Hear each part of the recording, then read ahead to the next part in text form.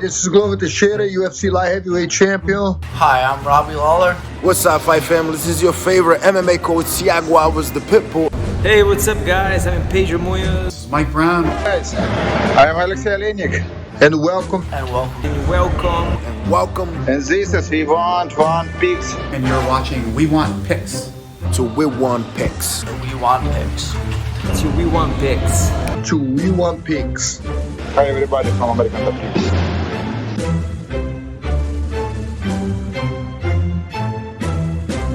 My name's Angelo, and welcome to We Want Picks. We're going to walk through the UFC Vegas 46 fight card and give you our DraftKings picks and plays. We'll let you know who costs a little too much and where there'll be some great value. And there's a ton of great value on this card because we have brand new last-minute opponents. They don't adjust prices on original opponents. Super good. Couple nice spots here. And if you want $50 free, go to wewantpicks.com/DraftKings. We have a free DraftKings league with free contest every single week.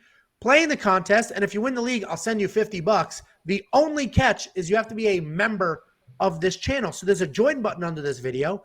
Click that button, become a member, and then qualify yourself for the 50 free bucks. It's that simple. Jakey boy, why don't we start with some of these last-minute new fights? So, the very first one, we have TJ Brown now has a new opponent in Charles Rosa. TJ Brown is priced at $7,100. He's an aggressive striker. He's got decent volume, and he's also a good grappler who averages 4 takedowns per fight. And look at this. In his loss against Griffin, he had 7 takedowns. Look at this, 73 points in a loss because he was submitted there. Arkansas wrestling, baby. Dude, Arkansas 73 wrestling. points by the second round.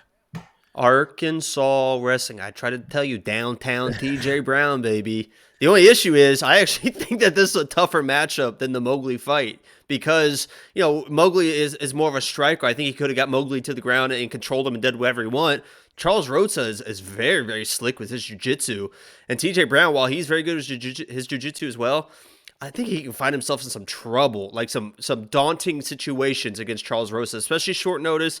It's a different weight class. TJ Brown was going to be cutting down to 145, figured out like 2 days ago, we're going to make this fight at 155. They're both featherweights, but Charles Rosa is kind of a bigger featherweight, and this is going to be a 155 matchup. It's going to be very, very interesting. I actually think that between the two, $7,100, $6,800. I think TJ is probably still good value at $7,100 because he is a 2-to-1 favorite, almost a 3-to-1 favorite in the fight. Yeah. But $6,800 is kind of an interesting value for Charles Rosa if you want to take a flyer. I still think TJ should win. He should get the takedowns, but honestly, in this matchup, he might be better off just striking against Rosa compared to trying to get the takedowns because I think Rosa's that good in his jiu-jitsu. Well, and let's look at, so Charles Rosa, we have the individual fight breakdown if you want more details. Charles Rosa is a good grappler, but his takedowns are not great.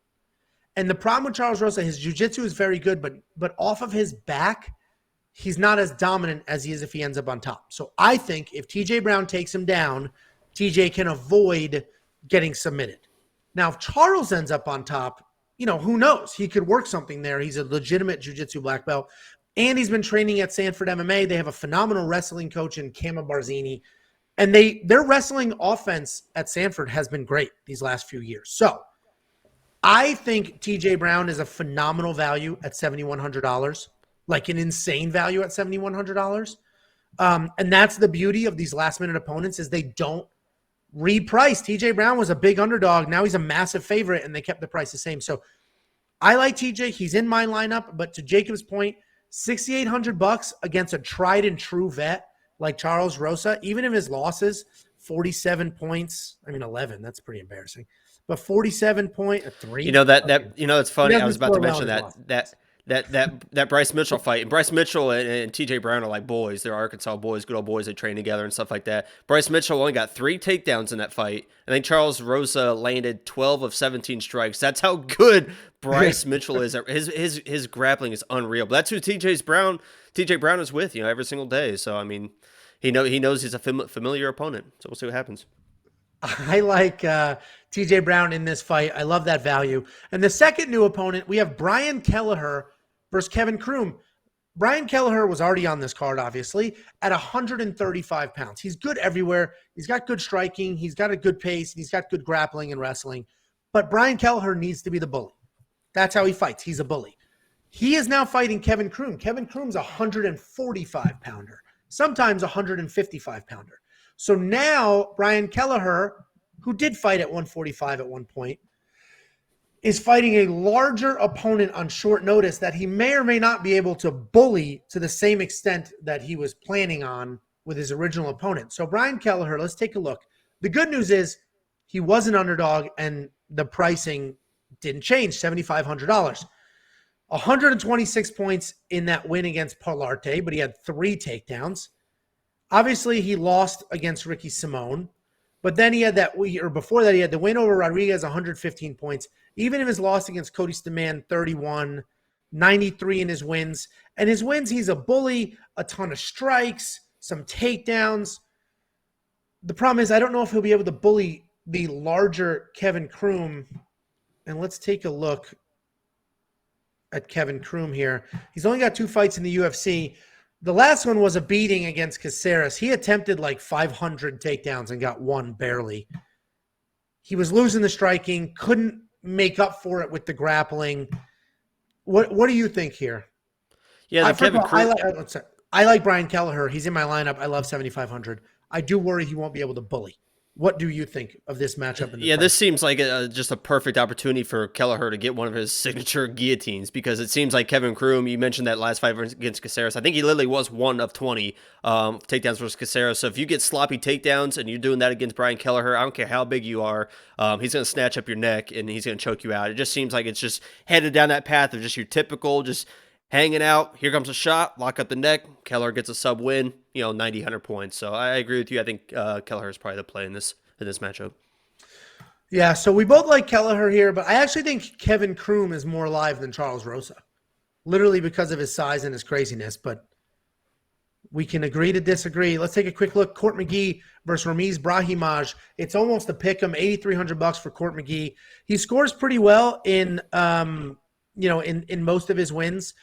He's a decision guy, win or lose. So that's kind of up to you if you want to spend that money. I think we both think Ramiz will win, even though Court McGee's incredibly tough. $7,900. I like Ramiz. I picked Court McGee to win. Oh, my bad. I like Ramiz to get some takedowns, to actually grapple. I don't think he'll get a submission, but I do think he'll put in some work on the mat, get takedowns, score some points there. Do you like Court McGee at $8,300 though? No, because I think if he wins, it's going to be kind of a boring striking match. But I think it's such a bad thing to say, but I think he wins because he's hittable. Because I think Ramiz is able to hit him early, and Ramiz says, you know what, kind of against that Max Griffin thing. He'd say, oh, I'm hitting this guy. Why do I need to try to get a takedown? I'll just outstrike him. And then I think he loses a striking match versus Court McGee. So that's kind of how I see it. I mean, it's a good point. That's the trap he fell into with Max Griffin. He landed a few punches and was like, oh, I should just do this instead of grapple. And then his ear came off his body. We have Joseph Holmes versus Jamie Pickett. Joseph Holmes making his UFC debut. So no data on him. Jamie Pickett, massive. Both these guys are massive. Pickett's 6'2", 80-inch reach. Holmes is 6'4", 80-inch reach. Both of these guys can be tentative and gun-shy. They're both, for the most part, strikers, but we've seen Jamie Pickett execute sort of a wrestling game plan. Joseph Holmes has some grappling on the ground. He can make some things work. He's a brown belt. He's super long. What do you think here with the pricing? $7,600 for Jamie Pickett. He's the favorite. I think he wins, but he doesn't necessarily score well in his fights. 66 in a win, but he is affordable. Yeah, he's affordable for a reason. He's just way too passive for me. And he kind of talked about overcoming that mental hurdle of getting his first octagon victory, so maybe he comes out more aggressive.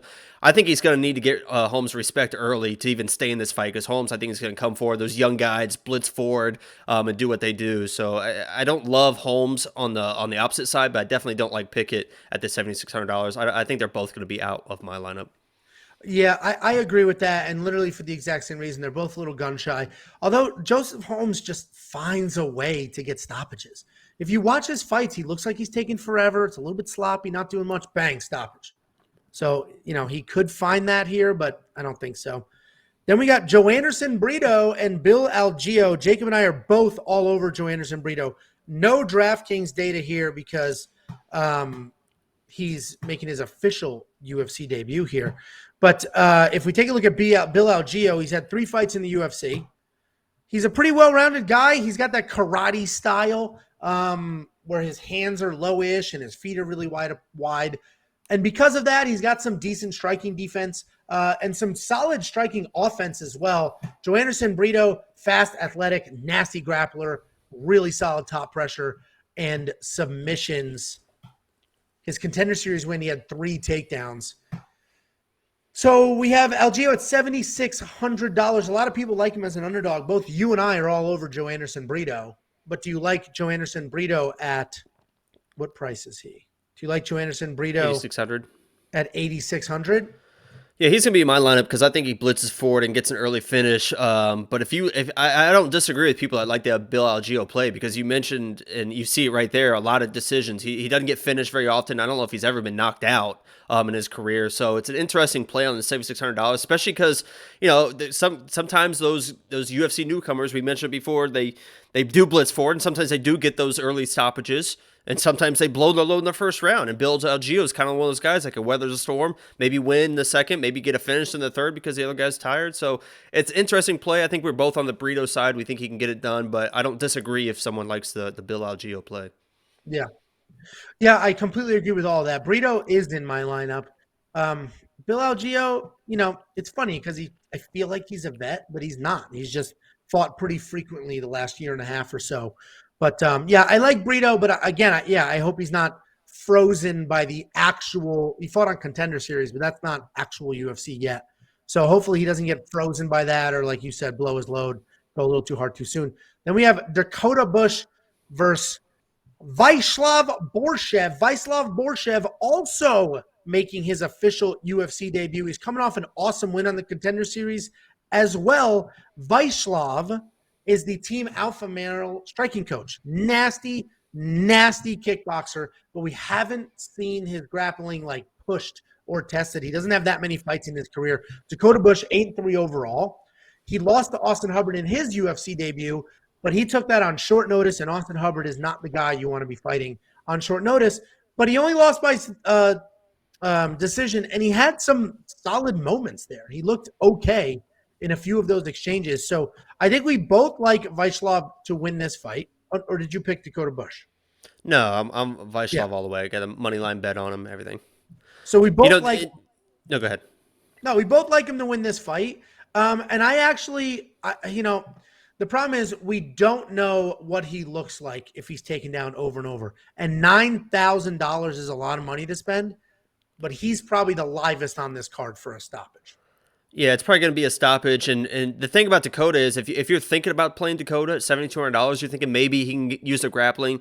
When you have Brian Kelleher at whatever he is and TJ Brown at $7,100, those are much better values because those are both favorites now compared to the $7,200. So don't try and chase something with Dakota Bush at $7,200 when there's other options there who are now big favorites in their own fights and can grapple just as well. That's a phenomenal point because TJ Brown's only $7,100 and Brian Kelleher is $7,500. He's a 3-1 favorite. TJ's a 2.5-1 favorite. And the odds don't mean anything, but we both think that they will win their fight. So that's a very good point. So Vyacheslav Borshev probably live for a knockout. He'll be in my lineup for sure.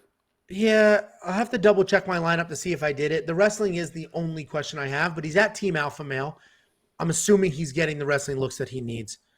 And then we have a rematch, Katlyn Chikadze versus Jennifer Maia. Katlyn Chikadze, a unanimous decision queen. That's just banging out unanimous decisions. She'll beat everybody outside of the top 5 for the most part and then lose inside the top 5. Jacob's bitter because she pummeled Viviana Rougeau, just absolute pummeling. And Jacob's upset about that. But Katlyn Chikadze scores okay, but there's no real takedowns. It is just literally strikes. You total up the strikes, and that's what, that's how many points you'll get. Oh my God, I didn't realize she beat Valentina Shevchenko. The younger Antonina Shevchenko, she beat, and she implemented a wrestling game plan there, 3 takedowns. And that was my breakdown here. Jennifer Maia, they fought the first time. Caitlin Chikadze won 2 rounds, lost a round. Jennifer Maia was able to take Caitlin down. We anticipate Jennifer Maia is going to look to do that again because she had success. Caitlin Chikadze is smart, and she may come in with her own offensive grappling or just get on her bicycle and dance around. I don't have either one of these in my lineup, although I think Caitlin will probably win. But I don't think she'll score well because I think it's just like, 90 strikes or something like that. What do you think? Okay. Do you like Jennifer Maia in your lineup or no? No. Okay. Neither one of them. I think Maya comes out with a grapple heavy game plan, but she didn't prove that in the first fight, so I'm not going to trust her to do it in the second fight. If that makes sense. Brandon Royval, and he's taking on Rogerio Bontorin. Brandon Royval. Raw dog, baby. Brandon Royval, scrappy, fun, ton of energy, will go crazy on his feet, will do wild scrambles on the ground. He's coming on a 2-fight losing skid, but Pantoja's nasty. Obviously, Moreno's the champ. So it's not, you can't just look at that and be like, he lost 2 in a row. He did beat Kai Kara France. He beat Tim Elliott. He's a ton of fun, and he's $8,800. He's the favorite. I totally understand why he's the favorite. I think he should win. But Rogerio Bontorin's no bum. No bum at all. He's also beaten his fair share of people. He's a very, very, very good grappler. And we've seen Brandon Royval do crazy stuff in grappling exchanges. Like Pantoja submitted him because Brandon Royval was playing a game he shouldn't have been playing.